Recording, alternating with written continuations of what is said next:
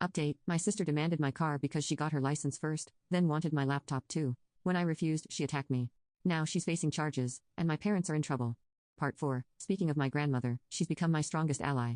She made her announcement about the inheritance at a large family gathering, stating firmly that she wouldn't have her legacy used to enable abuse. She's also helped me buy a small house in my new state, something I never thought possible at my age. She insisted that after years of being denied basic possessions, I deserved a place that was truly mine. The process of building my new life has been both challenging and liberating. My new job in the tech sector has been incredibly supportive.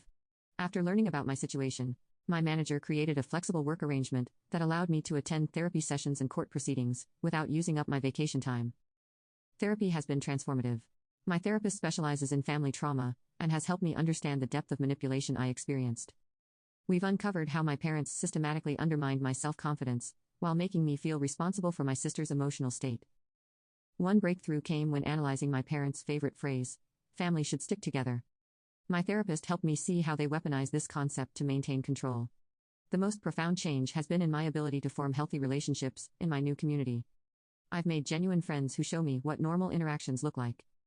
They celebrate my successes without feeling threatened, respect boundaries without guilt-tripping, and offer support without demanding something in return. It's a complete contrast to what I grew up thinking was normal. My sister's situation in prison has reinforced my decision to maintain permanent distance. The mandatory psychiatric treatment has revealed several concerning patterns. Her counselor contacted my lawyer to inform us that she's been resistant to treatment, still insisting that she's the victim and that I somehow orchestrated everything to hurt her. She's already lost privileges for aggressive behavior toward other inmates. My parents' attempts to salvage their situation have become increasingly desperate. Their most recent scheme involved trying to organize a family intervention through our church, claiming I had been led astray by my grandmother's influence. The pastor, who had seen the court evidence, refused to participate and instead publicly condemned their behavior during a sermon about protecting the vulnerable. The extended family's response has been eye-opening. Several cousins have shared stories about how my parents manipulated family gatherings to maintain their narrative. They would carefully control who I could talk to and what I could say, always ensuring my sister was portrayed as the fragile victim, while I was the difficult child. My aunt recently apologized for believing them, sharing emails where my mother had systematically painted me as jealous and unstable. My new home has become my sanctuary. Each room I furnished represents another step toward creating the life I want, not the one my family tried to force me into. It's amazing how healing it can be to simply choose your own furniture, paint colors, and decorations without having to consider whether it might trigger someone's rage or resentment.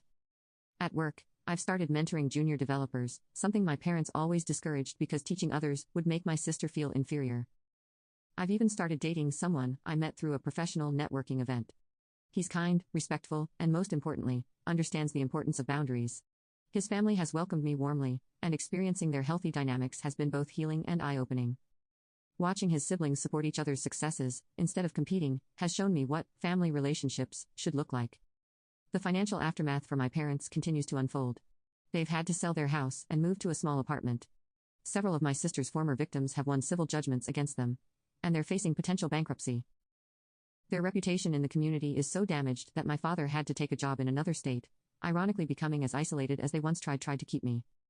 The most liberating realization has been accepting that I don't need to feel guilty about cutting ties with my family.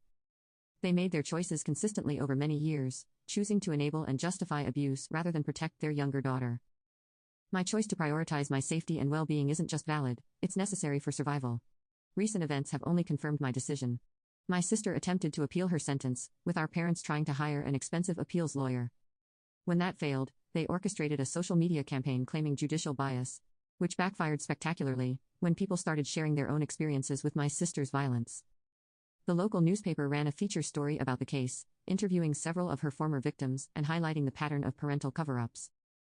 My grandmother has decided to relocate closer to me.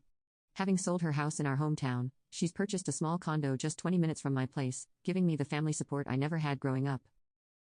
She's also connected me with a network of successful businesswomen who have become incredible mentors.